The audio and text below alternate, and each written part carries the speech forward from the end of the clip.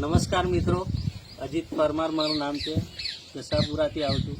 પણ આજે એક એવા પેશન્ટની મુલાકાત કરાવીશ તમને કે જે સતત કેન્સરની બીમારીથી પીડાતા વ્યક્તિ હતા. આજે એમને આપણા થકી એવું બેસ્ટ રિઝલ્ટ મળેલું છે અને એ રિઝલ્ટની માહિતી પોતે કાકા થકી આપણે મેળવીશું, જેથી કરીને બધાને મહેસૂસ થાય કે ના સાચી વાત છે. તો આજે હું એ કાકાની સાથે તમારી વાત કરાવીશ રૂબરૂમાં. એમનું નામ છે કનુભાઈ કાંતિભાઈ મકવાણા પડિયાર. કનુભાઈ કાંતિભાઈ પડિયાર, અને એ પણ છે લખડીકોઈ ગામના, પાદરા તાલુકાનું લખડીકોઈ ગામ છે, તેના રહેવાસી છે. આજે એ પોતે કેવું ફિલ્ડ કર્યા છે તમને કહેશે. કાકા શું નામ છે તમારું? કનુભાઈ કાંતિભાઈ પડિયાર. તમને શું બીમારી હતી? કેન્સરની. કેન્સરની, બરાબર. તો કેવી પ્રકારનું કેન્સર થઈ ગયેલું તમારું? થોડું સાફી ખોલીને પણ બતાવજો, બધા મિત્રો જોઈ શકે. બરાબર, નજીક ઝૂમ કરજો.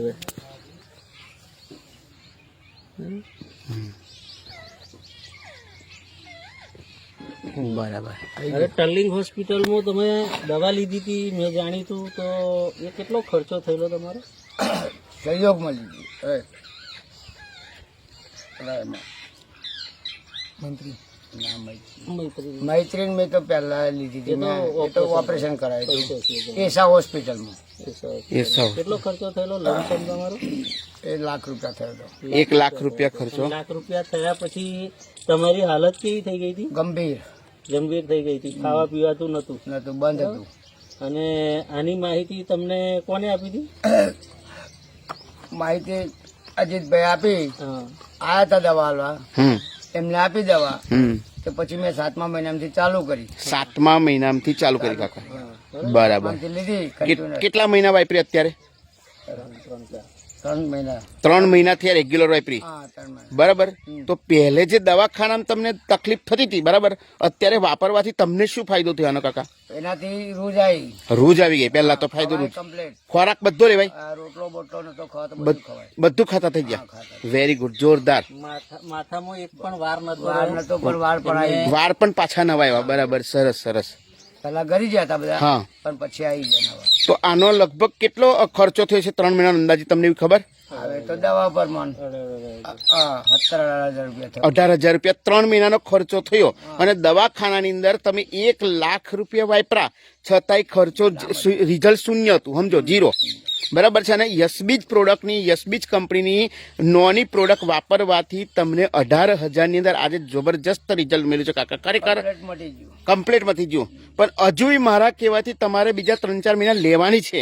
દવા લેવાની. હા, દવા ચાલુ લેવાની. બરાબર. કારણ કે એ લેવાની રાખવાની, કારણ કે અંદર સેલ હોય ને, ધીમે ધીમે બધા નાશ થઈ જશે એના માટે. તો હવે તમે ખરેખર તમારી જેવા ઘણા બધા લોકો આ કેન્સરથી પીડિત હશે, તો એવા લોકોને ખરેખર તમે શું સંદેશ આપવા માંગો છો? મેં તો હવે આજે એક સંદેશ આપ્યો. હા, ગોત્રીમાં. બરાબર. ગોત્રીમાં એક બોમન છે, એને પણ દવા અપાઈ છે.